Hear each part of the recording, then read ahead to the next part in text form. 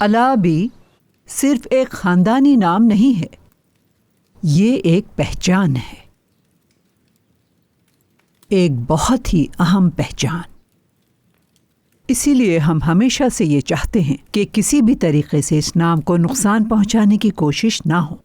हम यहाँ बहुत मेहनत से पहुंचे हैं। मैंने अपने बच्चों की परवरिश हमेशा इसी हसासियत और तवज्जो के साथ की है। बहुत कुछ झेल भी चुके हैं। एक बहुत पुरानी कहावत है, सैलाब गुजर जाते हैं मगर रेत बाकी रह जाती है। अगर रेत भी चली जाए तो निशान बाकी रह जाते हैं। हम हमेशा एक दूसरे के साथ खड़े रहे, हर कदम पर। कितनी खुशी की बात है कि हमारा खानदान वसी हुआ है। कुछ ज्यादा देर नहीं लग रही। फिक्रत अपने वालिद की वफात के बाद इस खानदान का सरपरस्त बना, या फिर यूं समझ लें कि वो अपने बाबा की जगह ले चुका। जिम्मेदारियां बढ़ती गई। हालांकि हम में से अक्सर ने इन जिम्मेदारियों की शिद्दत को महसूस नहीं किया, मगर ये बोझ फिक्रत के लिए बहुत ज्यादा हो चुका था। और यकीनन इसने अपनी जिंदगी के इन मुश्किल रास्तों में एक साथी चुनने का फैसला किया। हमें इसके इस फैसले की इज्जत करनी चाहिए। इसीलिए मैं आप दोनों को शादी की मुबारकबाद देना चाहती हूँ। और मैं सरवत साहिबा को इस खानदान का हिस्सा बनने पर एक और बार खुशामदीद कहना चाहती हूँ। खुशामदीद।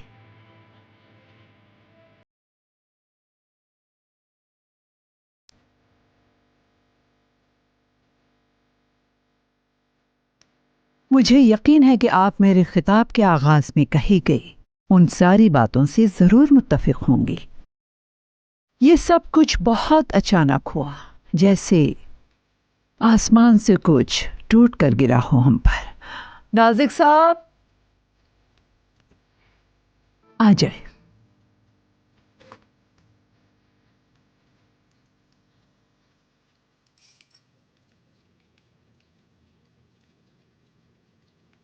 क्या बात है, मॉम इसे विरासत का हार दे रही है।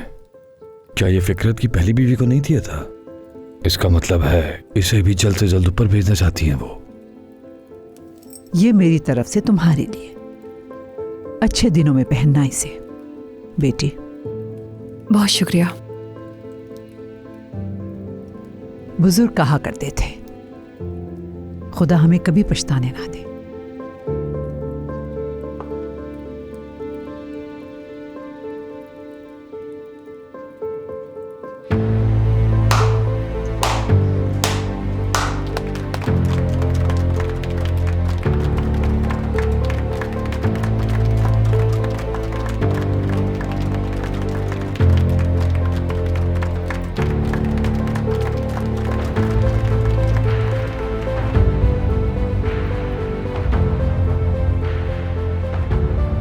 समझो खजाना हाथ लग गया है। क्या मतलब है तुम्हारा? बेवकूफ बनने की जरूरत नहीं स्टेप सिस्टर। अच्छी तरह जानते हैं हम दोनों कि ऐसी क्या चीजें जो तुम्हारी अम्मी को मेरे बाबा में नजर आई। अच्छा, तो क्या देखा है?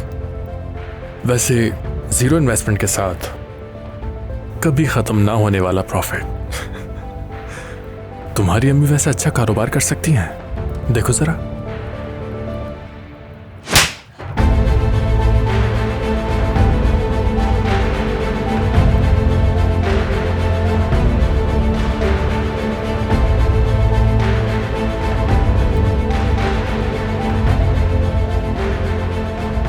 याले, ये क्या किया तुमने?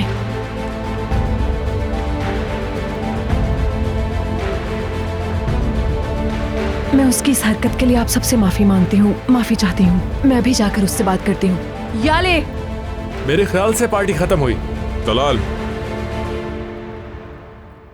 बाबा जान, चलो मेरे साथ।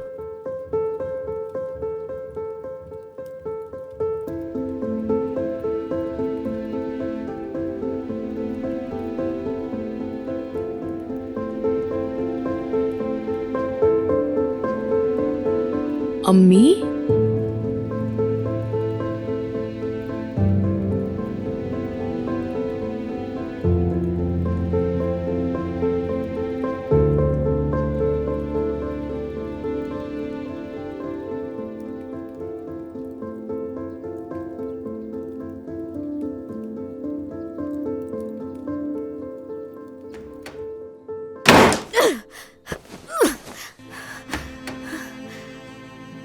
जानती हो तुमने क्या किया है? हाँ, एक दिन भी नहीं गुजरा और तुमने यहाँ तमाशा लगा दिया। मॉम, आप जानती नहीं कि उसने मुझसे नीचे क्या मुझे कहा? फर्क नहीं पड़ता। तुम उसे थप्पड़ कैसे मार सकती हो? होश में तो थी। क्या समझाया था कि यहाँ किसी भी किस्म की परेशानी मत खड़ी करना? हाँ, क्या यही चाहती थी तुम कि मेरा सबके सामने ये तमाशा लगे? मॉम, उसने मुझसे मुझे कुछ नहीं सुनना। चलो और चल के माफी मांगो। मैं किसी से भी माफी मांगने वाली नहीं हूँ मॉम। माफी तुम्हें मांगनी होगी। तुम अभी इसी वक्त मेरे साथ नीचे चलोगी और सबसे माफी मांगोगी।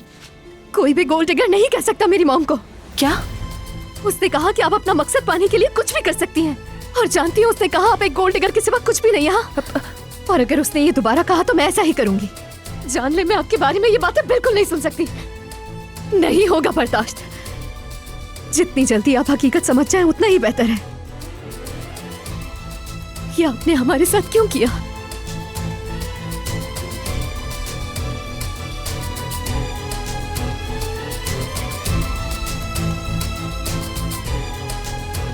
कहो तलाल, सुन रहा हूं मैं।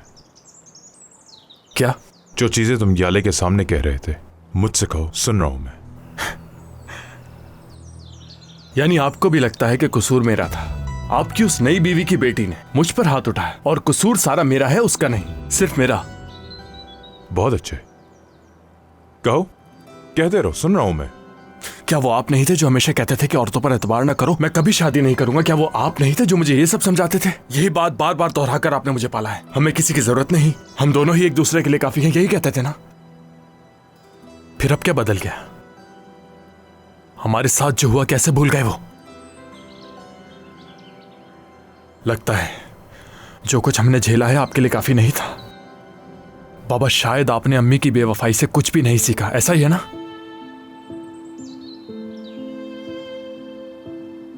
वक्त एक जैसा नहीं रहता तलाल। मैंने खुद को बदला है और मजीद कोशिश भी कर रहा हूं। मैं फिर से एक दफा लोगों पर भरोसा करके मोहब्बत करने की कोशिश कर रहा हूं। मोहब्बत? हाँ, मोहब्बत करना सीख रहे हैं।